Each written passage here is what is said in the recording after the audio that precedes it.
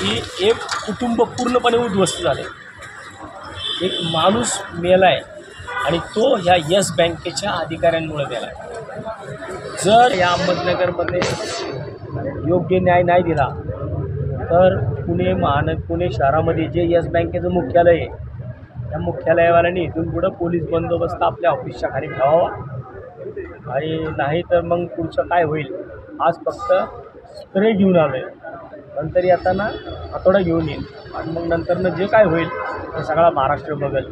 त्यामुळं मोहन राखतारे जे कैलासवासी मोहन राखतारे त्यांच्या मृतात्म्यास चिरशांती द्यायची असेल तर त्यांचा दशक्रिया विधी आहे. त्यांच्या दशक्रिया विधीच्या आतमध्ये बँकेने योग्य तो निर्णय घ्यावा आणि बँकेने त्या माणसाला त्याची गाडी नील करून त्याच्या ताब्यात द्यावी, एवढीच आमची मागणी आहे. आणि इथं बँकेचे सहकार्य आता आम्ही आतमध्ये होतो, आम्हाला कुठलेही लोक सहकार्य करत नाहीत. आणि आज ज्यावेळेस आम्ही यांना काही गोष्टी दाखवल्या सांगितल्या त्यावेळेस पाहिलं तर 15 तारखेलाच म्हणजे आजच 15 तारीख आजच्या 15 तारखेला त्याचं अकाउंट पण क्लोज करून टाकले.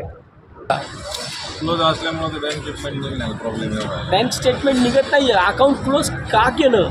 अरे त्याची राख पण अजून निवली नसेल किंवा अजून राखसुद्धा त्या स्मशानभूमीमध्ये गार झाली नसेल, तोच तुम्ही लगेच त्याचं अकाउंट डील करून इतका निर्दयीपणे बँकेने नाही करावा. नाही तर बँकेच्या अधिकाऱ्यांपेक्षा आम्ही जास्त निर्दयी आहोत. आम्हाला जर वेगळ्या पद्धतीने जावं लागले तर जी लोक पुण्यामध्ये कुठं बसलेत, नेपरुकर कुठं बसला आहे आणि तो मगडे का काय तो कुठं बसला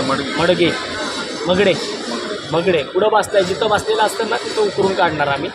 मग नंतरनं तुम्हाला जे काही शासन करायचं ते आम्ही तुम्हाला सापडलं, पोलिसांना सापडलं नाही. कालच्याला तुम्ही एक ट्रेलर पुन्हा स्टेशनला पाहिला आहे, 2 महिन्यांनी का महिन्यात त्याला आम्ही शोधला. तेव्हा आता परत जर तुम्हाला शोधायला लागले त्याच्या अगोदर त्या फॅमिलीच्या बाबतीमध्ये आपण रिलॅक्सेशन द्यावं, एवढी आमची या आजच्या लाईव्हच्या निमित्ताने विनंती आहे.